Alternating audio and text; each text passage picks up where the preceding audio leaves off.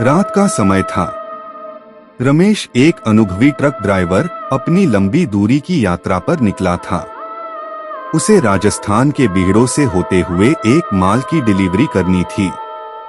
रास्ता वीरान था, चारों ओर घना अंधेरा पसरा था। ट्रक की हेडलाइट्स बस कुछ फीट की दूरी तक ही रोशनी कर पा रही थीं। दूर दूर तक कोई गाड़ी नहीं दिख रही थी। रमेश को हाईवे पर अकेले सफर करने की आदत थी, लेकिन उस रात हवा में कुछ अजीब था। अजीब सी घुटन, अजीब सी चुप्पी। ऐसा लग रहा था जैसे जंगल भी सांस रोककर किसी का इंतजार कर रहा हो। उसे रेडियो सुनने की आदत थी। उसने रेडियो चालू किया, लेकिन उसमें से कोई अजीब सी फुसफुसाहट आने लगी, जैसे कोई किसी से धीमी आवाज में बातें कर रहा हो। हाँ, है। तू आ गया। रमेश का दिल तेजी से धड़कने लगा। उसने तुरंत रेडियो बंद कर दिया और ट्रक की स्पीड बढ़ा दी। लेकिन अगले ही पल उसकी नजर सामने पड़ी और उसका खून जम गया। सड़क के बीचों बीच एक आदमी खड़ा था, लंबा, दुबला-पतला, एकदम सफेद कपड़ों में। रमेश ने जोर से हॉर्न बजाया, लेकिन वह आदमी हिला तक नहीं। रमेश ने ब्रेक लगाने की कोशिश की, लेकिन ब्रेक फेल हो चुके थे।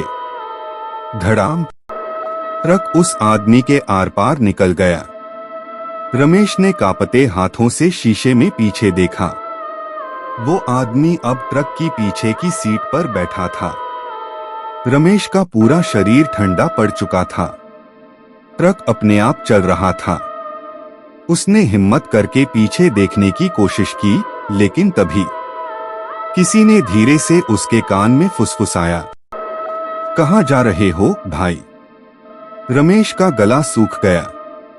उसका पैर एक्सीलरेटर पर था, लेकिन ट्रक की स्पीड कम होने लगी, जैसे कोई अदृश्य शक्ति उसे रोक रही हो। तभी अचानक तड़ाक! ट्रक के शीशे पर एक खून से सनी हथेली आकर चिपक गई। रमेश की घिग्गी बंध गई। उसने डरते हुए शीशे की तरफ देखा। वहां एक बूढ़ी औरत खड़ी थी, जिसकी आंखें कोयले की तरह जल रही थीं।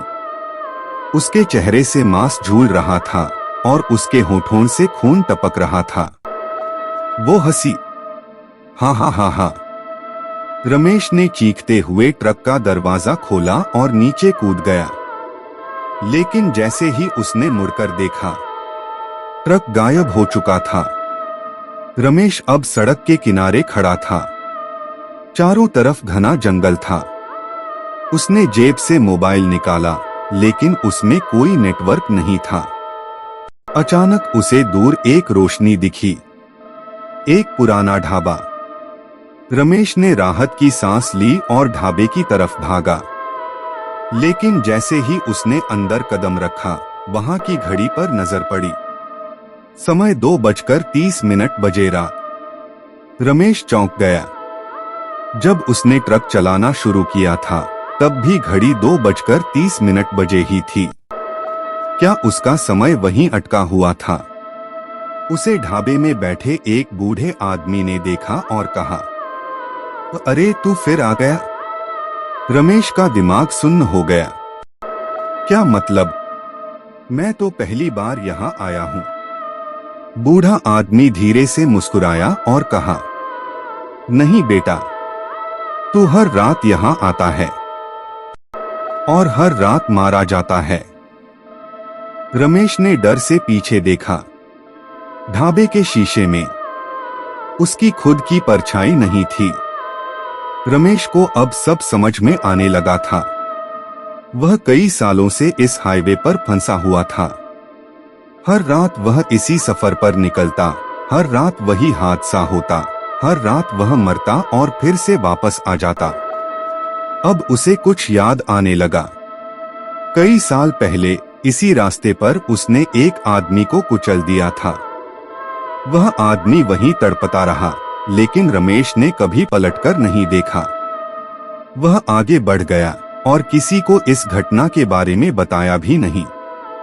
अब उसे महसूस हुआ कि वो आदमी वही था जो हर रात उसकी गाड़ी के सामने आता था। वह बदला लेने के लिए वापस आ चुका था। रमेश को अब यह एहसास हुआ कि वह इस श्रापित रास्ते का हिस्सा बन चुका है। वह यहाँ से भाग नहीं सकता। हर बार जब वह भागने की कोशिश करता तो खुद को फिर से उसी जगह पाता।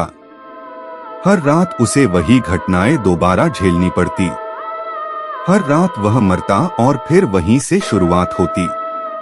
अब अगला ट्रक ड्राइवर इस रास्ते पर आने वाला था, रमेश की जगह लेने के लिए, और वह अब दूसरों को फंसाने के लिए तैयार था।